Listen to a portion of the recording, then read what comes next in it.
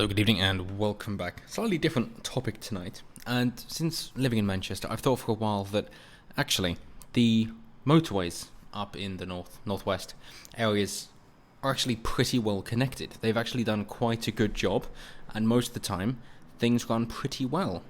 So bloody good job there. And I know that Labour are largely in charge, and so it's a surprise to me as well that things are working as well as they are.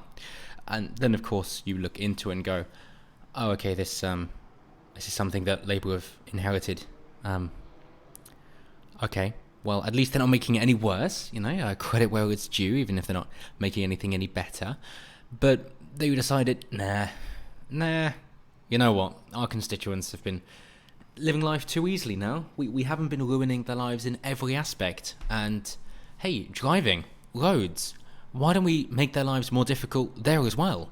So that's what they've decided to do. In a couple of ways. One is since COVID-19, they've decided, hey, why don't we, because we know that we can get bad congestion in the city when we're trying to get maintenance in order for everybody to be able to survive and live, and when we're trying to get deliveries in and keeping all the buildings working, we know that we can get bad traffic then, so why don't we close some lanes for more cyclists? Yeah, we know that if you're driving with a van or you've got tools or you're trying to get some work done, then you won't be able to cycle because you can't fit that onto a bicycle. But hey, that would just make it more difficult for you. So why don't we do that? Oh, bloody great job. And why don't we expand that around Manchester as well, just to make your life as difficult as possible? Then they saw how that worked. They thought, yeah, these cyclists aren't really using these lanes that we've closed off for them, and it's just making traffic a whole lot worse.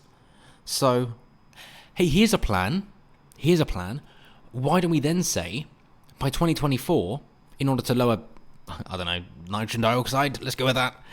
In order to lower those levels, why don't we then put in restrictions and extra charges for a clean air initiative? Just so that anybody who's trying to get some proper work done has to pay more. So that we make all the maintenance so much more difficult that it won't happen.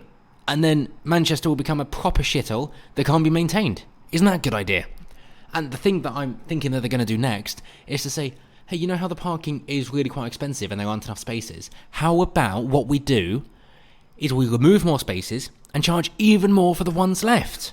So that not only do maintenance workers have to pay even more to get into the city, but then they have to pay even more again once they're in the city. Isn't that just perfect? I mean, what they're already doing is saying, we need more housing, definitely need more buildings being built in order to house people, but we're going to limit how many car parking spaces you can have, so it's going to be very difficult for people to move around. We'll do that for you. Yeah. So we'll try and entice you in and then make your life miserable. So they're doing that. So they really are trying, just on all fronts, just to make things as difficult as possible.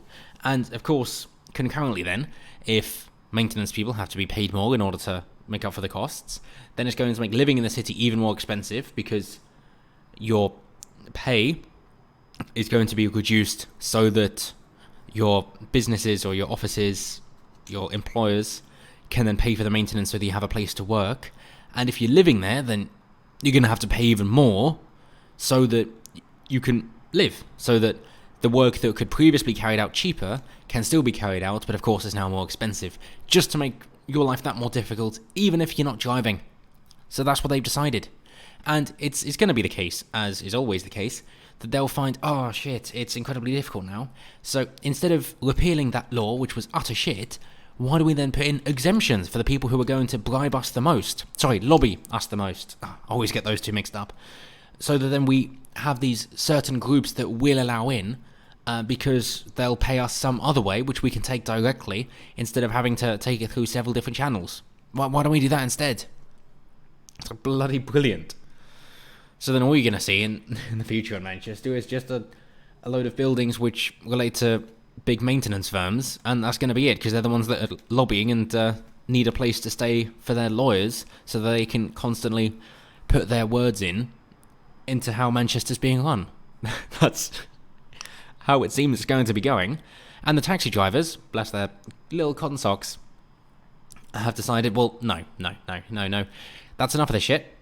We are together. We are a big group. We are organised. And we are going to protest. We are going to shut your roads down. We are just going to occupy them, make life miserable for everyone, so that hopefully you will bloody well listen, because you're clearly not. Your head's up your ass, you've got no idea what you're talking about, you're just in your cushy job having no understanding of how the world works, thinking that you know better than people who have done it for decades. Well, how about no? How about we actually show you that roads, movement, transport are bloody important? Instead of thinking that, oh, well, it's, clearly just public transport is the way to go, and cycling and Transport for London has shown us just how effective that is, that, yeah, of course, they're going to take money from car drivers, which is very profitable, in order to then subsidise a failing business model in Transport for London, and yet still Transport for London is going bankrupt. How badly can it be mismanaged? And that seems to be what Manchester wish to recreate. So, we might have the underground, but we've got the tram, so why do we try and copy there? And then, of course, we've also got buses as well, so let's see how miserable we can make people's lives so that they use buses. But then we say that, oh no, you can't use buses because of COVID-19. So, yeah, good luck about that. And then why don't we make sure that the buses are all diesel as well, and then pretend that they're going to be greener than driving your own smaller vehicle? Yeah, that makes a lot of sense. Perfect. Good job, guys. And then these buses can go around mainly empty instead of your vehicle that you just drive to and from work. Bloody good. And then you're wasting a lot of time stopping at places you don't need to stop. And then waiting around for another one. And then getting the final distance to exactly where you want to go. Whereas if you drove, you'd be able to get right there. And for whatever reason, they don't seem to understand that time is money. And if you're taking people's time so that they can't be doing their job, then of course you're going to see productivity decrease. Because if people haven't got time, then they can't be doing the work. And if you're going to make it so bloody difficult to get into the city and to do anything, then of course you're not going to get any work done either. So it's hardly surprising that in London we're seeing a load of office spaces and companies owning them say, nah, we don't actually want to renew our license. We don't want to renew our rent. It's not bloody worth it. It's far too expensive and people can get the work done at home.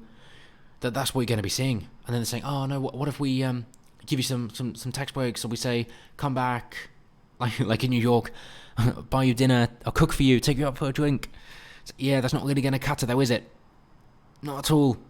So, no. If you make our life difficult, we're still going to have to try and find a way around it. And so Carl Warburton, spokesman for the Greater Manchester Taxi Trade Coalition, said drivers were disappointed that they had to protest as a last resort. We're disappointed that it has had to come to this. We believe it has had to, he told the Manchester Evening News. It was a last resort, and we would hope that the authorities will sit down and talk to us so that we don't have to do this in the future. But if they won't, then this will be a part of a campaign of action. We've got cabs here from right across the entire region. Every region is covered, and this isn't because we want to come into Manchester and cause disruption, because we don't. We've never done it before. And you might think, well, bloody good, they're telling the government to stay the fuck out. But they're not. They're not. Carl said for drivers to comply with the new proposals, it would cost them £57,000 plus interest. So is his solution scrap it? No. The group is calling for 30% to 40% subsidy levels to help with the cost, and fuck you, Carl. How about that? How about instead of thinking, how will this work for everybody? No, you're just going with, how about you just give us some more money? So yeah, you can charge the other people and then put the money in our pocket instead. And of course you can take your cut as well, just to make life difficult for everybody else. Why don't we get to ride high above the law and ignore everybody else? Yeah, fuck you, Carl. I thought you were onto something good. But you're not, are you? Greedy.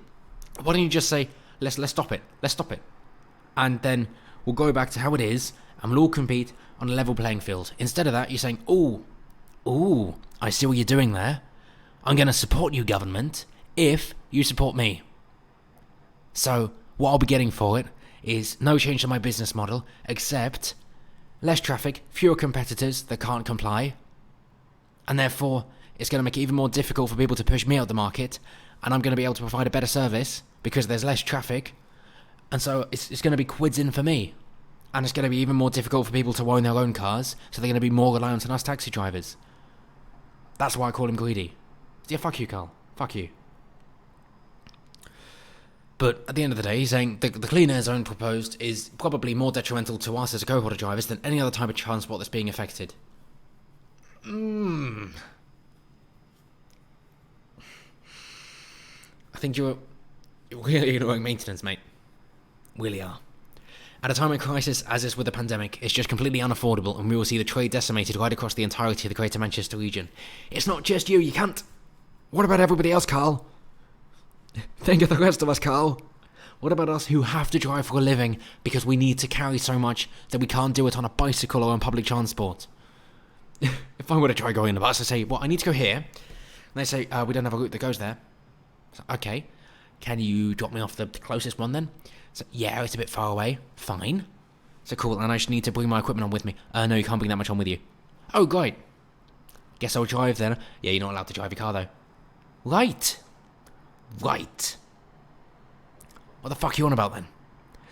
Every single time, so many unforeseen consequences from government action. And yet, they never learn. They never learn. At least the Ten Commandments come from descriptive requirements, not prescriptive.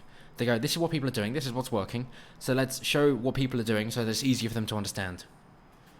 And yet now they're going, I've got an idea, let's do that. Oh, it hasn't worked. Let's just apply more pressure so that it will eventually work, because we're definitely correct and there's no chance we could ever be wrong. It's just the other people who have to live with this day after day after day don't understand what to do.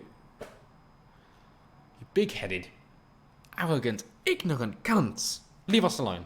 Just leave us alone. Say you made a mistake, and leave us alone. But for everybody else, let's hope that it doesn't go through, and let's hope that Manchester isn't going to try and lead the way for other places so that you guys aren't affected either. And until next time, as always, have a good one.